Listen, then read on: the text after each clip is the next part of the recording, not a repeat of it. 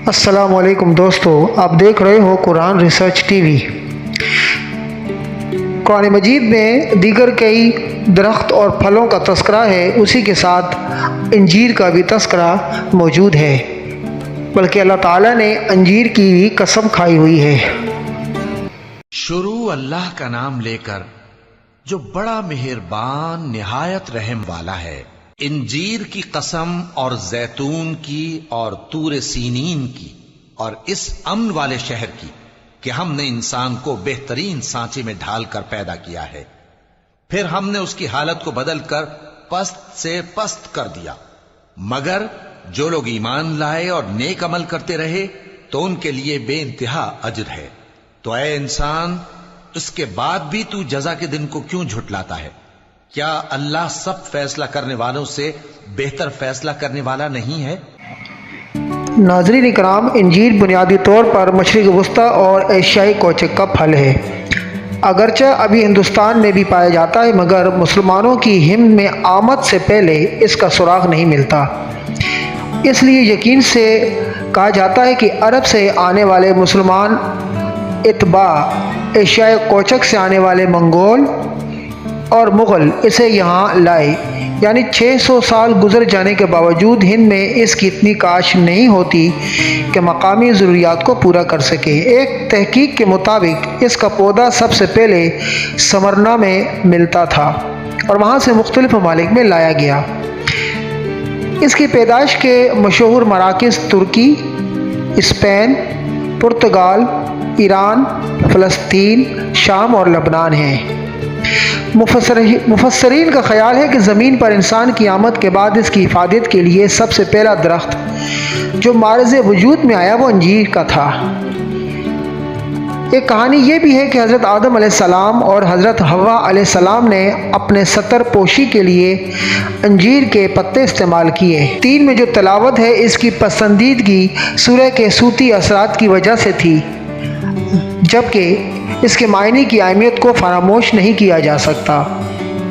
مفسرین کے ایک گروہ کا خیال ہے کہ یہ سورت تاریخ کے مختلف ادوار کی نشاندہی کرتی ہے اور زنجیر سے مراد یعنی وہ وقت ہے جو انسان زمین پر آباد ہوا اور اسے تن ڈھانپنے کے لیے انجیر کے پتے استعمال کرنے پڑے۔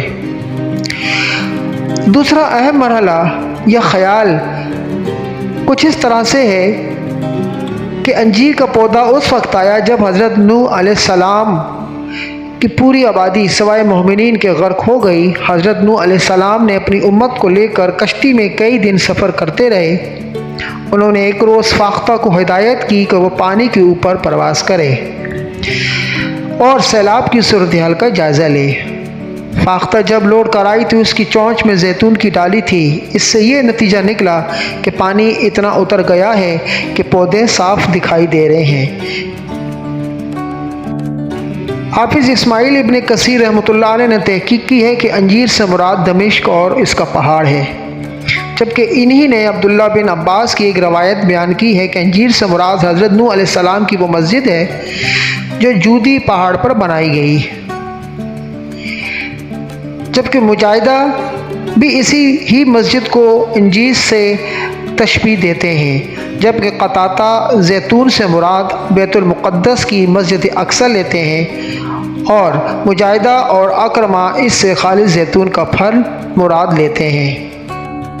حضرت ابو درداء رضی اللہ تعالیٰ عنہ سے روایت ہے کہ ارشاد پاک ہے کہ نبی کریم صلی اللہ علیہ وسلم کی خدمت میں کہیں سے انجیر سے بھرا ہوا تھال آیا، انہوں نے ہمیں فرمایا کہ کھاؤ، ہم نے اس میں سے کھایا اور پھر ارشاد فرمایا اگر کوئی کہے کہ کوئی پھل جنت سے زمین پر آ سکتا ہے تو میں کہوں گا کہ یہ وہی ہے، کیونکہ بلا شبہ جنت کا میوہ ہے، اس میں سے کھاؤ کیونکہ یہ بواسیر کو ختم کرتی ہے اور جوڑوں کے درد میں مفید ہے۔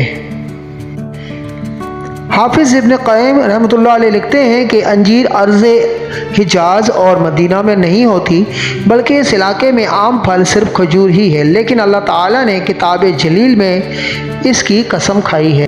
नाज़रीन कराम, इंजीर के बेबहा फ़वाइद हैं जो इंसानी जिस्म को बेहतर करती है। इंजीर को निहारमो खाना अजीब व गरीब फ़वाइद हासिल होता है, क्योंकि ये आंतों के बंद को खोलती है, पेट से हवा को निकालती है, और उसके साथ अगर बादाम भी खाए जाएँ तो पेट की अक्सर बीमारियाँ इससे दूर हो जाती हैं।